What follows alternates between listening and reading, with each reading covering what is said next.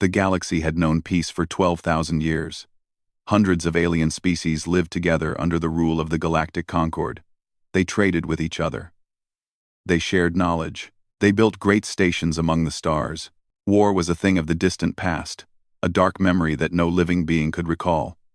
The laws that governed this peace were ancient. They had been written on tablets of pure crystal by a civilization called the First Ones. No one knew who the First Ones were. They had vanished long before any current species learned to walk upright. But their laws remained. Their wisdom guided the galaxy. And their warnings were never ignored. Commander Daniel Carter had served in space for 20 years. He was a tall man with gray at his temples and tired lines around his eyes. His ship, the Resolute, was not a warship. It was an exploration vessel, built to map the unknown regions at the edge of Concord space. His crew of 32 men and women had become like family to him. They had seen wonders together, strange planets with purple skies, moons made entirely of ice that sang when the sun hit them, creatures that lived in the vacuum of space itself. But nothing had prepared them for what they would find on that ordinary Tuesday. Lisa Morgan was the first to notice the signal. She sat at her communications station, her red hair tied back in a practical bun, her fingers moving across the controls with practiced ease. The signal was weak and strange. It did not match any known transmission type. She called the commander to her station and showed him what she had found. Kevin Brooks, the chief engineer, joined them moments later. He was a large man with hands that could fix anything, and a mind that never stopped working. He studied the signal and shook his head in confusion. It was coming from an asteroid field that was not supposed to exist. Their charts showed nothing but empty space in that region. Ambassador Zyrith watched them work with his compound eyes.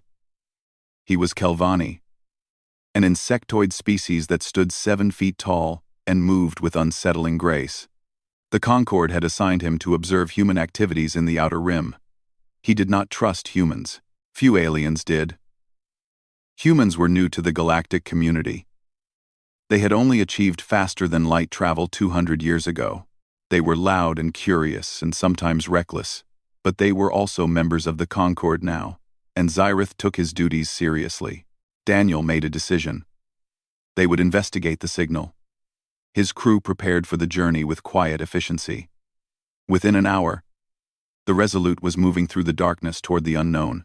The asteroid field appeared on their sensors like a ghost. One moment there was nothing. The next moment, thousands of rocks filled the space ahead. Kevin swore under his breath. This was impossible. Asteroid fields did not simply appear. Something was hiding this place from detection. They navigated carefully through the tumbling rocks. Lisa kept tracking the signal, guiding them deeper into the field.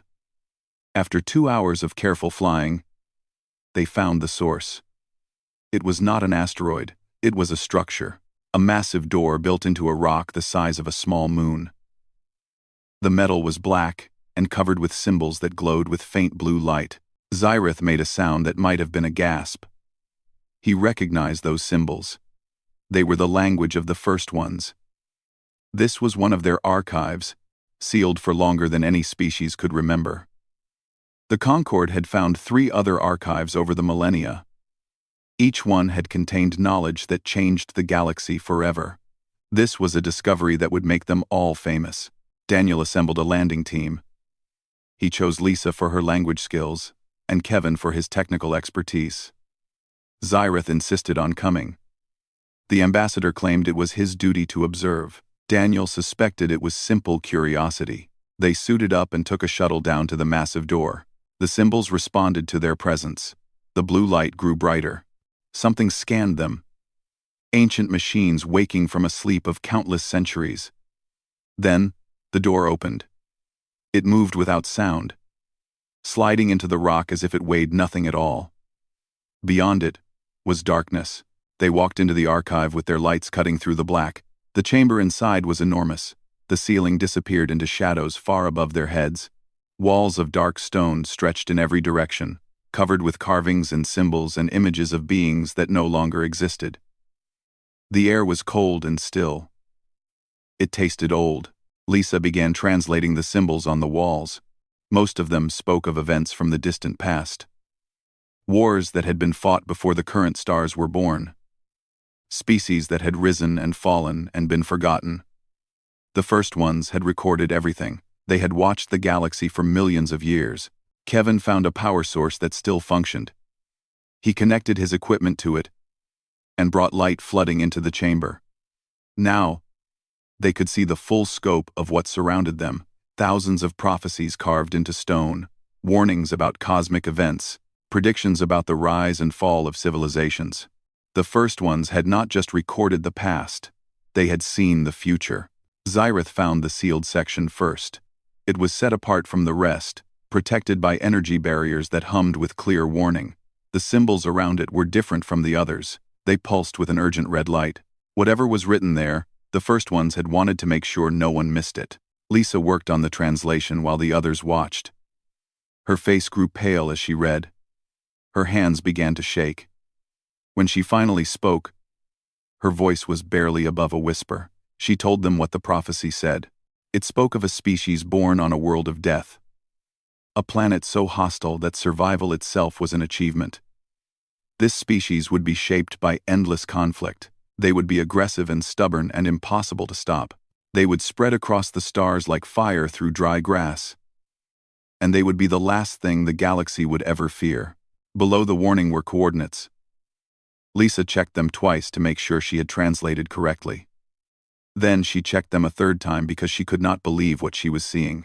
The coordinates pointed to a small yellow star in an unremarkable spiral arm. The third planet from that star was called Earth. Xyrith collapsed to his knees. His compound eyes were wide with an emotion that humans would recognize as terror. The prophecy was talking about humans. The ancient first ones, with all their wisdom and power, had looked into the future and seen humanity coming, and they had been afraid. Daniel stood in that ancient chamber and felt the weight of what they had discovered pressing down on him. His species had been marked as a threat before they even existed. The galaxy had been warned about them for 12,000 years. Everything was about to change. The question now was simple. What would the Concord do with this knowledge? And what would it mean for every human among the stars? The news traveled faster than light itself. Within 3 days, every species in the Galactic Concord knew about the discovery. An ancient prophecy from the first ones, a warning about humanity. The story spread through trade routes and diplomatic channels and whispered conversations in dark corners of space stations. Fear spread with it. The High Council called an emergency session at Nexus Prime. This station was the oldest in the Concord, built around a star that had burned since before life existed on most worlds. Representatives from every major species made the journey. Some traveled for weeks to attend. This was too important to miss. The fate of an entire species would be decided in that ancient hall. Admiral Marcus Grant represented humanity at the council. He was 60 years old, with a face carved from stone and eyes that had seen too much war. His career had taken him from the slums of Chicago to the highest ranks of human military command. He had fought pirates and negotiated treaties and buried too many friends along the way. Now he faced the greatest challenge of his life. He had to defend his entire species against a prophecy written before they existed. Dr. Amy Sullivan walked beside him as they entered the council chamber. She was the foremost expert on alien archaeology in human space. Her work had helped humans understand a dozen species. Her books were read on 100 worlds. She had spent her life building bridges between humans and aliens. Now those bridges were burning. The chamber was a vast dome filled with floating platforms. Each platform held representatives from a different species. Some were humanoid. Others were not. There were beings made of light and beings made of stone. Creatures with wings and creatures with tentacles. The diversity of life in the galaxy was on full display, and all of it was staring at the two humans with suspicion and fear. High Arbiter Velmora spoke first. She was Sindari, a species that existed as pure energy contained in crystalline forms. Her body flickered with agitation as she addressed the assembly. She recited the words of the prophecy in a voice that rang through the chamber. She spoke of humans as destroyers, as conquerors, as a plague that would spread across the stars and consume everything in its path. She pointed to human history as evidence. The wars, the genocides, the weapons of mass destruction created before humans even left their own world. She demanded action. She demanded that humanity be contained before the prophecy could come true. Marcus listened without expression. He had expected this. He had prepared for it. When Velmora finished speaking, he rose from his platform and faced the assembly. His voice was calm and steady. He did not deny human history. He acknowledged the wars and the violence and the terrible things his species had done to itself. But he also spoke of other things. He spoke of art and music and literature. He spoke of humans who had given their lives to save strangers. He spoke of the hospitals humans had built on alien worlds, and the disasters they had helped clean up, and the hands they had extended in friendship to every species they encountered. Humans were capable of destruction, but they were also capable of love and sacrifice and hope. Representative Kryn of the Vorthak Dominion interrupted him with a hiss. The Vorthak were reptilian beings, with scales like armor and teeth like knives. They had been warriors once. Before the conquered brought peace, Kryn accused humans of being too dangerous to trust. He pointed out that humans had developed nuclear weapons before they achieved spaceflight. What kind of species created the power to destroy their own world before they could even leave it? Amy stepped forward to respond. Her voice was soft but firm. She reminded the assembly that humans had created those weapons during a time of great fear. And when the fear passed, they chose not to use them. They built treaties and agreements and systems to prevent their use. The weapons still existed, but so did the choice not to use them. That choice, she argued, was what made humans different. They knew their own capacity for destruction, and they fought against it every single day. The debate continued for hours. Species that had never agreed on anything found common ground in their fear of humanity. Others argued for patience and understanding. Old alliances shifted. New ones formed. The future of the galaxy hung in the balance. Then Elder Morath rose to speak. The chamber fell silent. Morath was Celestine, a species so old that they had watched the birth of stars. His body was withered and frail, but his eyes burned with ancient wisdom. He had studied the first ones his entire life. He had read more of their writings than any being alive. When he spoke, even the High Arbiter listened. Morath moved slowly to the center of the chamber. He acknowledged the fear that filled the room. He understood it. The prophecy was terrifying. But he asked the assembly to consider something they had overlooked. They had focused so completely on the warning that they had ignored what came after. He activated a holographic display. The final lines of the prophecy appeared in glowing symbols above their heads. Amy translated them aloud for the humans in the room. The words spoke of a darkness that would come from beyond the void. A threat older than the galaxy itself. When this darkness arrived, the prophecy said, only one species would stand against it. Only one species would fight. Only one species would remain. The symbols were clear. That species was humanity. The chamber erupted in chaos. Representatives shouted over each other.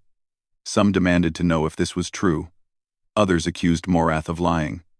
The Vorthak representative stormed out in fury. The Sindari flickered so violently that she nearly lost cohesion. Marcus stood still in the middle of the storm. He looked at Amy and saw his own thoughts reflected in her eyes. The prophecy did not warn against humans. It warned of what would happen without them. The first ones had seen something coming, something terrible, and they had known that only humanity would be able to stop it. Morath waited for the chaos to subside. Then he spoke again, in a voice heavy with age and sorrow. He told the assembly that he did not know when the darkness would come. It could be tomorrow. It could be in 1,000 years. But it would come. The first ones had never been wrong. The council ended without a decision. The representatives returned to their homeworlds to debate and argue and worry. Some began preparing for war against humanity. Others began wondering what threat could be so terrible that the galaxy would need human help to survive it. Marcus and Amy returned to their ship in silence. They had bought time. Nothing more. The galaxy still feared them. But now, there was a seed of doubt in that fear. A question that demanded an answer. What was coming? And would humanity be ready when it arrived? 3 months passed in uneasy silence. The Concord remained divided. Some species strengthened their borders against humanity. Others waited and watched. Trade continued. Life went on, but everyone felt it. A tension in the air, a sense that something was about to break. The first colony to fall was called New Harmony. It was a Kelvani settlement on the very edge of conquered space. 10,000 souls living on a green world with 3 moons. One morning, all communication from New Harmony simply stopped. No distress call, no warning, just silence where there had been life. The Concord sent a scout ship to investigate. It never returned. They sent a second ship with better sensors and a larger crew. It broadcast images for exactly 47 seconds before its signal died. Those images showed something that made seasoned admirals turn pale, ships that looked like they had been grown rather than built, hulls of twisted metal and organic matter pulsing with dark energy, and creatures moving within them, shadows given form, nightmares made real. The harvesters had arrived. No one knew where they came from. Their ships emerged from the void between galaxies, a place where nothing was supposed to exist. They did not communicate. They did not negotiate. They simply consumed. Entire worlds vanished under their assault. Species that had existed for millions of years were wiped out in hours. The harvesters fed on consciousness itself. They took everything that made a being alive and left only empty husks behind. The Concord assembled the largest battle fleet in its history. 300 warships from 20 different species gathered to meet the threat. Admiral Vorthax, the finest military mind the Kelvani had ever produced, commanded the fleet. He had never lost a battle. He had never known fear. He watched the Harvester Armada approach on his view screen and felt both for the first time. The battle lasted 11 minutes. The Concord fleet was destroyed. Admiral Vorthax died with his hand on his weapon controls, firing until his ship came apart around him. Only 17 vessels escaped to tell the tale. 300 ships reduced to 17 in less time than it took to eat a meal. Panic swept across the galaxy. Species that had not known war for thousands of years suddenly faced extinction. The Kelvani sealed their homeworld behind the strongest shields they could build. The Sindari retreated to a dimension only they could access. The Vorthak demanded that someone do something, but they had no suggestions about what that something should be. The Concord was paralyzed by fear. Captain Samantha Price was not paralyzed. She commanded the destroyer, Relentless, a human warship assigned to protect supply lines in the Outer Rim. When the harvesters attacked a refugee convoy she was escorting, she did not run. She could not run. 12 transport ships carried 50,000 civilians from species that had once called humanity a threat. Now those civilians were screaming for help on every channel. Samantha was 34 years old. She had grown up on a farm in Kansas and joined the Navy to see the stars. Her crew of 43 men and women trusted her with their lives. She gathered them on the bridge and told them the truth. They were outgunned. They were outmatched. They were probably going to die. But those transports needed time to escape, and the Relentless was the only ship that could give it to them. Not a single crew member asked to leave. The Relentless engaged the Harvester attack ship at close range. Human weapons were not designed to fight something like this. Energy beams that could cut through asteroid rock barely scratched the enemy hull. Missiles detonated against organic armor that simply grew back. The Harvester ship was 10 times their size and armed with weapons that seemed to bend reality itself. Samantha ordered her crew to the escape pods. Most of them refused. They stayed at their stations, fighting until their consoles exploded around them. The chief engineer kept the engines running with nothing but willpower and spare parts. The weapons officer fired until her guns melted from the heat. When the Relentless could no longer fight, Samantha made her final decision. She aimed her dying ship at the center of the Harvester vessel, at the pulsing core where she could see shadows moving behind organic membranes. She pushed the engines beyond their limits. Warning lights filled the bridge with red. The hull screamed as it began to tear apart. The Relentless struck the Harvester ship at maximum speed. The explosion lit up the darkness of space for 1,000,000 miles. When the light faded, the harvester ship was still there. But it was wounded. Its organic hull had cracked. Dark fluid leaked into the void. The shadows inside writhed in something that might have been pain. For the first time in their endless existence, the harvesters had been hurt. A single human ship, crewed by 43 people who refused to abandon strangers, had done what 300 Concorde warships could not. They had proven that the enemy could bleed. The refugee transports escaped. 50,000 lives saved because one captain and her crew decided that some things were worth dying for. When the survivors reached safety, they told everyone what had happened. The story spread faster than the harvester advance. Alien species watched recordings of the Relentless making its final charge. They saw human faces in the footage, calm and determined, even as death approached. They heard Samantha's last words broadcast across all frequencies. She had said something simple, something that needed no translation. She had said that humanity did not abandon people. Not ever. Elder Morath watched the recordings in his chamber on Nexus Prime. His ancient eyes saw what others missed. Human ships did not fight like Concorde ships. They did not retreat when the battle turned against them. They did not calculate odds or measure acceptable losses. They simply fought until they could not fight anymore. And sometimes, that was enough. The prophecy had called humans dangerous. It had called them relentless. It had warned that they would never stop. Now the galaxy was beginning to understand what that really meant. Humans did not just refuse to stop fighting their enemies. They refused to stop fighting for anyone who needed them. The harvesters were coming. The Concorde was falling. But somewhere in the darkness, a new hope was being born. Its name was humanity. The galaxy was burning. Every day brought news of another world lost, another species scattered to the void.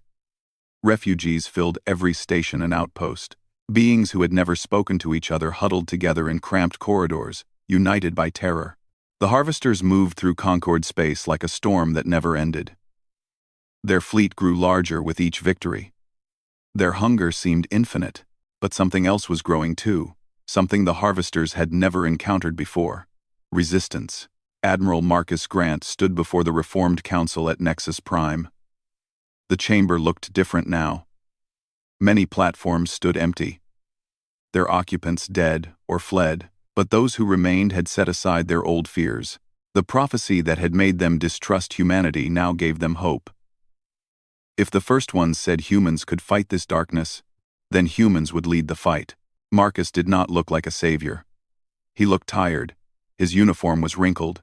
His eyes were red from lack of sleep. He had spent weeks coordinating evacuation efforts, moving civilians to safety while the military bought time with blood. He had watched good people die. He had ordered others to their deaths. The weight of it all pressed down on him like a physical force. But when he spoke, his voice was steady. He told the council that the harvesters were not gods. They were not invincible. They could be hurt. Captain Price had proven that. Her sacrifice had shown them the way. The enemy was powerful, but power was not everything. The harvesters had never faced an opponent that refused to accept defeat.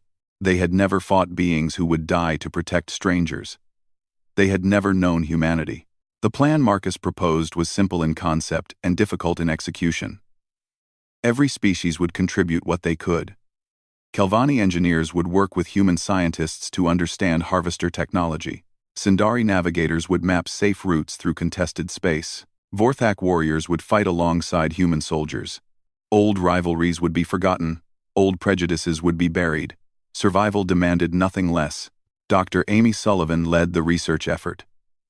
She assembled teams from 12 different species, each bringing unique knowledge and perspective. They studied fragments of harvester ships recovered from battlefields. They analyzed energy signatures and communication patterns. They worked around the clock in laboratories scattered across a dozen stations. Amy pushed herself harder than anyone. She barely slept. She forgot to eat. Her colleagues worried about her health, but she could not stop. Every hour of delay meant more lives lost. Every breakthrough brought them closer to victory. When she finally collapsed from exhaustion, she was unconscious for only 6 hours before dragging herself back to work. Lieutenant Commander Jake Morrison became the face of human resistance. He was a pilot, young and handsome with a quick smile that seemed impossible given the circumstances.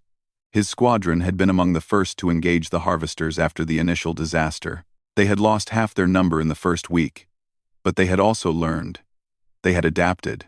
They had found ways to hurt the enemy that no one else had tried. Jake led the first successful raid on a harvester processing ship. These massive vessels followed the main fleet, collecting the consciousness of captured beings for purposes no one wanted to imagine. When Jake's squadron detected one separated from the main force, he saw an opportunity. The raid should have been suicide, 12 fighters against a ship the size of a moon. But Jake had noticed something. The processing ships were built for capture, not combat. Their weapons were designed to disable, not destroy. If his pilots could get inside the defensive perimeter, they might have a chance. They lost 4 fighters in the approach. The remaining 8 punched through the hull using concentrated fire, something that should not have worked against harvester armor. But these ships were different. They were softer, more vulnerable. Jake led his pilots through corridors that pulsed with organic matter, destroying everything that looked important until they found the holding chambers. Inside were thousands of captives from dozens of species. Some were Kelvani, some were Sindari, some were from species Jake had never seen. All of them were conscious and aware, kept alive while the harvesters slowly drained everything that made them who they were. The pilots rigged the transport systems to evacuate the prisoners while Jake held off the internal defenses. A Sindari reporter asked him later how he found the courage to fly into certain death. Jake thought about the question for a long time. Then he gave an answer that became famous across the galaxy. He said that humans had a saying, "No one gets left behind." It was that simple. Those people needed help. Jake could help them. So he did. The Sindari could not translate the concept. Their language had no words for the kind of loyalty that applied to strangers. But they understood the result. 5,300 beings saved from a fate worse than death because one human pilot refused to abandon them. Meanwhile, engineer Rachel Porter made a breakthrough that changed the war. She was nobody special. A technician on a research station who spent her days repairing broken equipment, but she had a gift for patterns. She could see connections that others missed. When she was assigned to analyze harvester communication signals, she found something that everyone else had overlooked. The harvesters talked to each other. Not in words, not in any way that conventional sensors could detect. But there was a pattern in their movements. A rhythm in their attacks. Rachel worked for 72 hours without sleep, mapping the pattern and building a model of their communication network. When she finally finished, the Alliance could predict enemy movements for the first time. Her Kelvani supervisor expressed concern about her health. Humans required sleep to function. Rachel just laughed and drank more coffee. She told him that humans required a lot of things. But when someone needed them, they found a way to keep going. The Alliance began winning battles. Small victories at first. A supply convoy protected. A colony evacuated in time. Then larger ones. A harvester scout force destroyed. A processing ship captured intact. Each victory was costly. Each victory was paid for in lives. But they were victories. Something the galaxy had stopped believing was possible. The harvesters did not understand what was happening. They had consumed civilizations beyond counting. They had swept through galaxies and left nothing but silence behind. Their prey was supposed to run and hide and eventually die. It was not supposed to fight back. It was not supposed to win. Marcus watched the reports coming in from across the front lines. Human officers serving alongside aliens who had once feared them. Human soldiers dying to protect beings they had never met. Human engineers and scientists and medics working themselves to exhaustion because the galaxy needed them. The prophecy had warned about humanity. It had said they were dangerous. It had said they would never stop. Now the harvesters were learning what that really meant. Humans did not stop fighting. Ever. Not when they were winning. Not when they were losing. Not even when all hope seemed lost. The Alliance was growing stronger. The tide was beginning to turn. And somewhere in the darkness between stars, the harvesters felt something they had not experienced in millions of years: fear. The harvesters gathered their remaining forces for one final assault. They had learned something in the months of fighting. The alliance was strongest when it had time to prepare, when it could choose the battlefield and position its forces. So the harvesters took that advantage away. They struck at the heart of everything. Nexus Prime was the oldest station in the Concord. It was more than a military target. It was a symbol. The place where the ancient laws were kept, the chamber where species had gathered for 12,000 years to settle disputes and make peace. If Nexus Prime fell, the alliance would shatter. Every species knew it. The harvesters knew it too. Admiral Marcus Grant commanded the defense fleet from the bridge of the battleship Defiant. It was the largest human warship ever built. Constructed in secret during the darkest days of the war, its weapons were designed using knowledge gained from studying captured harvester technology. Its shields incorporated Sindari energy patterns and Kelvani engineering. It was a symbol of what the Alliance could achieve when it worked together. Marcus stood at the center of his bridge, surrounded by officers from a dozen species. Zyrith was there, the Kelvani ambassador who had first discovered the prophecy. Elder Morath had insisted on being present despite his failing health. Representatives from species that had once feared humanity now stood ready to fight beside them. The bridge crew worked together in silence, preparing for what everyone knew was coming. The harvester fleet emerged from the void like a nightmare given form. Hundreds of ships, thousands, more vessels than the Alliance had ever seen gathered in one place. At the center of the armada was the harvester flagship, a thing so massive it seemed to bend space around it. The shadows that controlled the harvesters lived within that ship. The ancient hunger that drove them to consume civilizations pulsed at its core. The battle began at dawn. If dawn had any meaning in the darkness between stars, Alliance ships moved to intercept the enemy advance. Weapons fire lit up the void in patterns that would have been beautiful if they were not so deadly. Ships died on both sides. Explosions bloomed and faded in the silence of space. Marcus gave orders calmly, directing the defense like a conductor leading an orchestra of destruction. He knew every ship in his fleet. He knew the beings who crewed them. Kelvani and Sindari and Vorthok fighting alongside humans. Species that had been enemies for generations now dying to protect each other. The prophecy had spoken of humanity, but this battle belonged to everyone. The fighting lasted 3 days, 3 days of constant combat, 3 days of ships burning and crews dying and hope slowly fading. The harvesters pushed forward relentlessly. They did not tire. They did not mourn their losses. They simply kept coming. On the second day, Jake Morrison led a desperate attack on a harvester command ship that was threatening to break through the defensive line. His squadron was down to 7 fighters. They flew into a storm of enemy fire that should have destroyed them all. 3 pilots made it through. Jake was not one of them. His fighter took a direct hit that tore through his cockpit. His last transmission was a course correction for his wingman, guiding her to the target that her sensors could no longer see. On the third day, Dr. Amy Sullivan discovered a weakness in the harvester flagship. She had been studying sensor data throughout the battle, looking for any advantage. She found it in the energy patterns around the ship's main weapon. There was a fluctuation, a moment of vulnerability when the weapon was charging. If a ship could strike at exactly the right moment, it might do real damage. She transmitted her findings to every ship in the fleet. The harvester flagship began its final approach to Nexus Prime. Its main weapon powered up, preparing to fire a shot that would destroy the station and everyone within it. Energy gathered around the massive vessel in patterns that made reality itself seem to shimmer. Colonel Linda Hayes commanded the Human Reserve Squadron. 50 ships held back for exactly this moment. She had served under Marcus for 20 years. She had watched humanity transform from a species the galaxy feared into one it depended on. She understood what was required. She broadcast her intentions across all frequencies. Every being in the fleet heard her words. She said that humanity had been given a gift.